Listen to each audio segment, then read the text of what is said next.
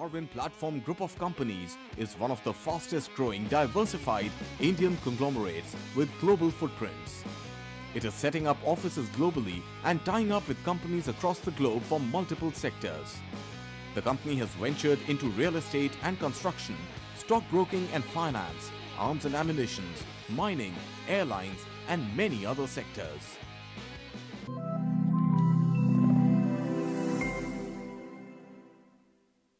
Watching Easynomics. On the show today, we are counting down to the release of the consumer price inflation data for the month of February, a crucial bit of data that will tell us whether inflation continues to moderate. Remember, the data for January had shown us a decline, and the question right now is, has February data declined to a 4-month low? Joining me on the show today, Vivek Kumar, economist at QuantEco, and Madhavi Arora, lead economist at Emkay Global.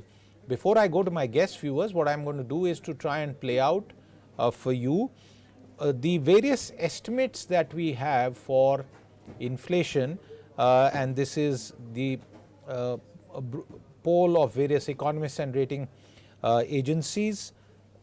The first clear bit of data that we will get in just a few minutes, and here are the estimates. RBL Bank below 5 at 4.89, SDFC at 4.9, so is Society General.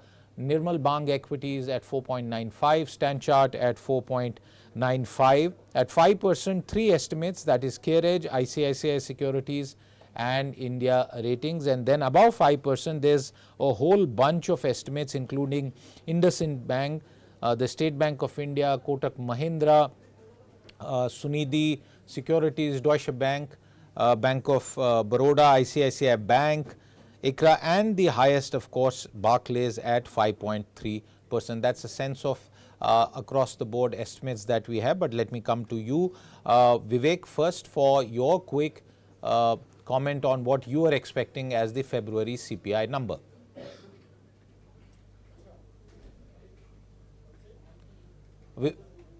Vivek, you will have to unmute yourself. I'm so sorry. So Yeah, we are expecting a very range-bound number at 5.15%. You could say almost similar to the January trend. And all right, to a large extent, yes. Madhvi, your number that you are working with. So we're expecting a mild, easing. We're looking at a 5%. Clearly, there's some movement that we've seen in fruits specifically that has sort of disrupted the, fall in food inflation to some extent. Even in vegetables, while the core vegetable, which is basically onion, tomato, and potato, are looking to correct, but other vegetables which have relatively lesser weight, like cabbage, are actually sort of trending up. But that said, other food components like sugar, spice, and pulses, they are looking to be deflationary. So I think on net, you would see a very mild decrease in food inflation on a month-on-month basis, and core inflation largely stable on a sequential basis. Although on a Y-on-Y basis, we're looking at core inflation also coming off by around 10-12 bips. So net around 5% is what we're looking for this month. Okay, so both of our guests, and one of the estimates was right there in our graphic, but Emkay Global also adding their expectations. Vivek, coming back to you, what would such an inflation number mean for broader monetary policy objectives? I think from a RBI perspective, what matters is where did they project inflation and where is inflation turning out. So keeping the lens of RBI forecasts from that lens, it's actually a no surprise scenario. They're looking at a 5.2 number or thereabouts for the quarter, and we are pretty much tracking that quarter on the dot. So I would say 10 basis points move on the left or on the right is not going to swing the needle for the RBI at all. They are doing a remarkable job as far as the current quarter inflation forecast is concerned. Okay. Madhvi, that same question, the April meeting, how would they read this number, the February number, and eventually the next month's number as well? So I reckon with Vivek. So essentially, at this point in time, there's not much of a disruption in inflation trajectory versus what they had anticipated, at least in the near term. So I don't think that the immediate run it would really make an impact on RBI's reaction function. I think they're watching a lot of other factors, primarily the global outcome of various developed markets. Central banks. That would be a key input in RBI's reaction function as well, apart from, of course, what's happening back home. But I think inflation is largely a tame story for them. It's not necessarily falling to a 4%, but there isn't really an expectation that it's going above 6% either. So at best they stay pat till the time the global market doesn't really disrupt their school of thought. Vivek, so is the question really more focused on what will happen in inflation in the US as far as our broader markets in India are concerned? So that is a question, I think, Siddharth, which is extremely relevant for financial market participants. And to some extent, you could also see that divide. I think it's important that you brought this out because this is one divide which is also coming out somewhat within the MPC, RBI's own monetary policy committee. So there are members who have vociferously said that we are not contingent, or our policy is not contingent upon what's happening to rest of the world inflation, and we are completely guided by what's happening domestically, which theoretically makes sense because yes, this is what the mandate is end of the day, and a 50 basis point, let's say, surprise. We are talking about outlier numbers here. A 50 basis point surprise in case of US is not going to change the needle much for domestic inflation per se. But yes, from a financial market perspective, this can cause a little bit of anxiety. Okay, a little bit of anxiety. We are counting down to the number viewers for the number to be released. It's 5:30 on the clock, and usually the number does hit and come out at this point of time. For that key bit of data, as we said, the expectation is that consumer price inflation has eased to a 4-month low, being somewhere closer to 5% and perhaps below as well. Core inflation has eased to a 50-month low in the month of January, and as far as average CPI inflation in the current quarter, the number would mean 5.1%. Continuing softness in vegetable prices seen, and the number has still not come up. The number is at 5.09. We have the number for February, 5.09%. Breaking news, the February inflation data number is in, and it's at 5.09.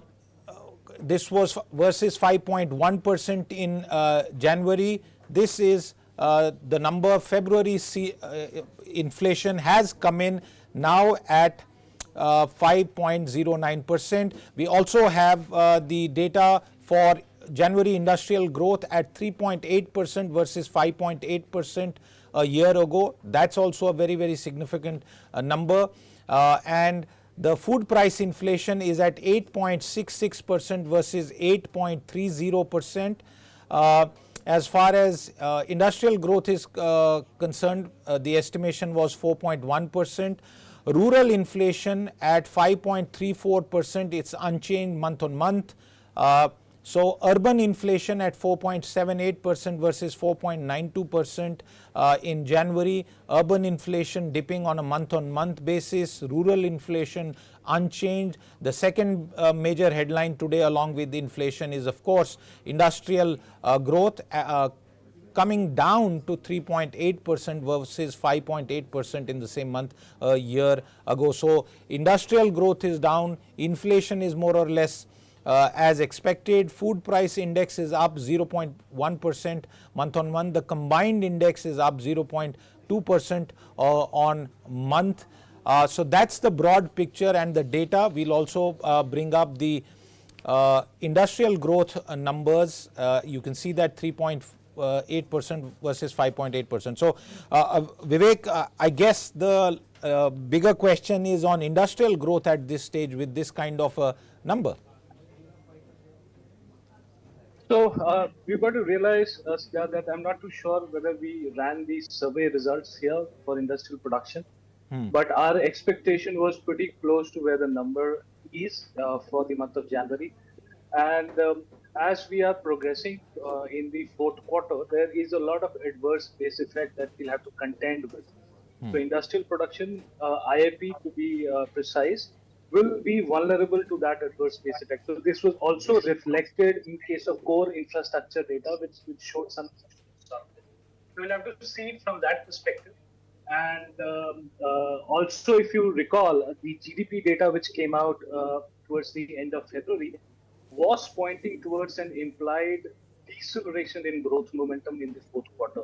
So all kind of ties well with that picture as well, what GDP data was telling you at the end of February, and what some of the high frequency numbers on the industrial activity is kind of telling you at this point. So it's I would say it's not a major surprise. Although the numbers shows deceleration, it's in line with the broader set of expectations.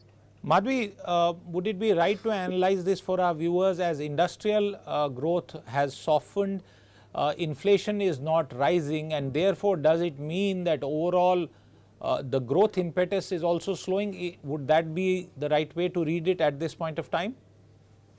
I think IIP is a very patchy data to really take a call on the growth story.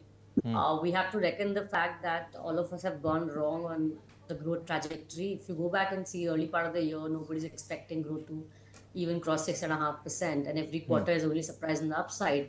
Profits have actually soared, partly on account of the fact that they were having a terms of trade gains with regard to lower commodity prices. But in the third quarter, we actually saw even the sales impact also improving. Of course, you will see a slower growth in fourth quarter. Even RBI, the CSO estimate itself shows that the fourth quarter is going to see, base effect led slower growth as well, and also the commodity prices impact that was helping them on a Y&Y basis is also fade. But I that have said, some I more think data, Madhvi. I'll have to interrupt you. Core inflation for February at 3.3% versus 3.6% on the month. April, January full industrial growth at 5.9 versus 5.5, but mining sector growth is at 5.9% versus 9. So mining is down. Manufacturing sector growth down at 3.2% versus 4.5%. Electricity sector growth down at 5.6 versus 12.7%. Primary goods output at 2.9% versus 9.8% a year ago. Capital goods output growth at 4.1 versus 10.5. Clearly, growth as far as the data that IIP captures is down. Intermediate goods output growth 4.8% versus 1.4%. That's the one positive I have seen so far. Infrastructure goods output growth only at 4.6% versus 11.3%. Consumer durables output, very good return year on year basis. January comparison 10.9% in this January versus a negative 8.2% in last January. We can see consumer non-durables output growth at negative 0.3% versus 6.5%. Madhvi, I think clearly the bigger story as the data continues is industrial growth. Continue with your point, also reflecting on the additional points that I have made. And before you do that, December industrial growth has been revised to 4.2% versus 3.8%, which was the earlier provisional number. Yeah, so as I was saying, that IIP is a very patchy data to really assess the growth trajectory in general. And fourth quarter is likely to see a slower growth. It's a matter of fact that whether it will go, to a sub 6.5% or so, or even lower. But definitely the fourth quarter, will not enjoy the rest of the three quarters that we've seen in this fiscal year. So that is sort of a given. But that said, again, IIP is only one part of the story. If you look at the PMI numbers, even though they have moderated at the margin, they've been extremely steady and strong in India, and it has been outdoing all these Asian peers. So from that angle, also one has to see that manufacturing has sort of done well in India in this particular year. Of course, even if you look at the breakup of IIP, on a seasonal adjusted, on a smoothened basis, your segment on consumer durables probably would not show a very strong print versus cap goods to some extent. In fact, the cap goods imports have also improved to in the last 6 to 8 months or so. So I think it's a very divided story on manufacturing. It's again largely driven by infrastructure than by consumption goods. So, but that said, the growth story is not looking, weak or weaker than what people initially expected. In fact, we've only seen growth numbers revised on the upside through the year. Vivek, what does the industrial growth data breakup suggest to you? So as I said, Siddharth, I would not be completely perturbed by these numbers because to some extent I would agree with also Madhavi about the volatility in the series. But we've got to look at the overall data from a holistic perspective. So, if I can take you back, the GVA growth in Q3 was 6.5%. And out of this 6.5% GVA growth, manufacturing was 11.6%. And manufacturing was not just 11.6%, it was in double digits for 2 consecutive quarters. So anything which is running at that breakneck speed has to slow down. I mean, double digit manufacturing growth is clearly not kind of sustainable for an economy which is growing at a 7% growth pace. So that had to give way. And the implied growth rate for manufacturing sector is somewhere close to 3.94% for the fourth quarter. So I would see the current number from that perspective that we are hitting the target which the GDP number kind of suggested to us. And yes, there will be few give and take. So there will be few. So when you're talking about a 4% or 3.9% manufacturing growth in Q4, there will be sectors which will slow down, and there will be sectors which would still be somewhat on the higher side. So maybe you'll see some sectors which will be growing at 6, 7, 8 odd percent, some sectors which will drag. And last but not the least, I think from a capital goods story perspective, capital spending perspective, we've also got to see that January is just the start of the quarter, and you could see some amount of consolidation as far as capital spending by both center, states, and some of the PSUs are concerned. Towards the end of the quarter, you could again see a flurry of activity as far as meeting the budgeted target is concerned. So this is just the start of the quarter. As typically you would expect towards the end of the quarter, government agencies would try to meet their spending. There is one more data point, Madhavi, that maybe will inform a better debate between us, which is that India inflation, as far as core inflation is concerned, at 3.3% is the lowest since January 2012. Yeah, so I think that's one data point which one has to see very carefully, because what we are seeing, in the current conjunction of CPI is that for the last 1.5 years, so steadily you are seeing a fall in core inflation, while non-core inflation has been sort of patchy. Core probably reflects the domestic dynamics much better. I think that sort of reflects the fact that intrinsic consumption demand has been relatively lower, which is also getting reflected in one way or the other in this growth print as well. So I think central bank obviously has to keep in mind the fact that core inflation momentum has been steadily moderating, and on a Y-on-Y basis it is now tracking sub 4% on a consistent basis this year, and even next year we'll also probably see it somewhere around that levels. So I think that shows a less volatile aspect of inflation, and to some extent also gives RBI comfort in terms of the fact that the intrinsic inflation in the economy isn't really a worry for them. All right, closing comments on the debate with our panelists here. Vivek, retail inflation is almost unchanged, basically, if you look at January and February data, and that is good news for all those who are responsible for maintaining inflation low. That includes the government and the RBI, and we are also heading into election seasons. After a few days, no decisions can be taken in terms of reducing the impact of inflation for the consuming masses. I don't know if there is scope still left to do some sort of petrol diesel price recalibration, but let's not speculate about that. what lies ahead over the next month or 2 months as far as the broader macroeconomy is concerned, Vivek?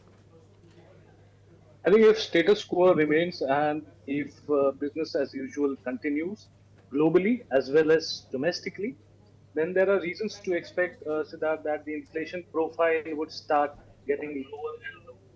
What we are talking about is from the perspective of average inflation in FY24, which is in our estimates would be closer to 5.3%, and which could descend somewhere closer to 4.8% in FY25.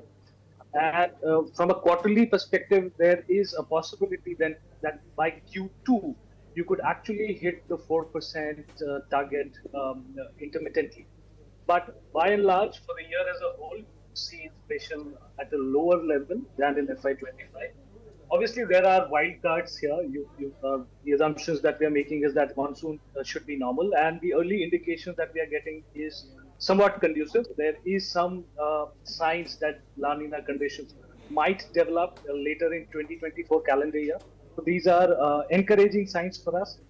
The global commodity prices have been absolutely range bound, especially oil prices have been absolutely range bound in the 80-85 to a barrel. That's also good news for India. Anything which is sub 90 is a comforting picture from an inflation perspective. From a business cycle perspective, core inflation, you mentioned that it's at a series low. 2012 was the CPI series, current CPI series. It's at a series low. So from a business cycle perspective, also you have comfort that core inflation is not out of hand. In fact, it's still on the lower side. So net, if one has to draw a verdict, I think it's increasingly getting comfortable from a policy perspective. And while we do not expect any policy action immediately on the back of such numbers, but clearly it might open doors for future easing, maybe a couple of quarters down the line.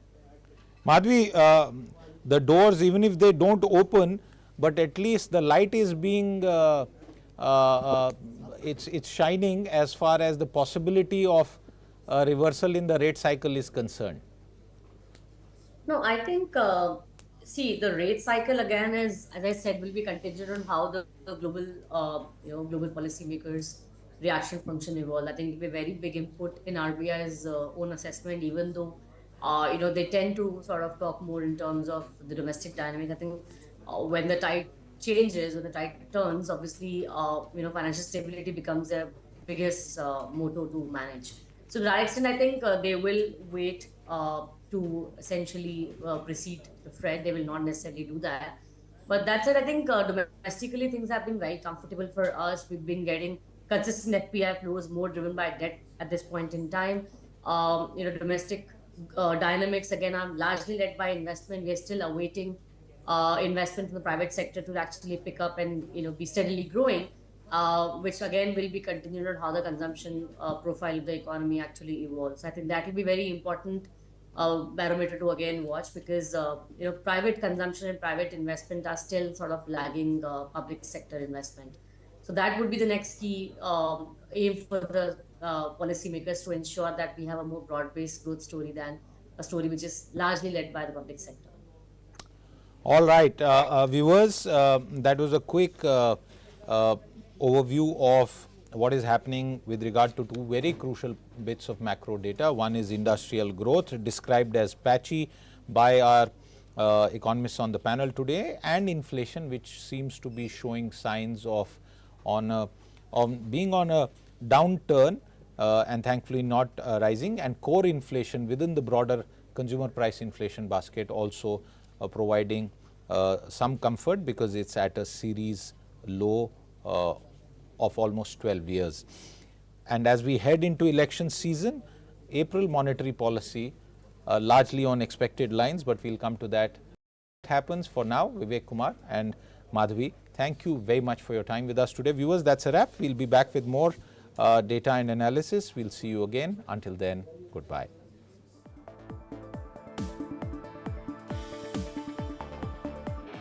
Darwin Platform Group of Companies is one of the fastest growing diversified Indian conglomerates with global footprints. It is setting up offices globally and tying up with companies across the globe from multiple sectors. The company has ventured into real estate and construction, stockbroking and finance, arms and ammunition, mining, airlines, and many other sectors.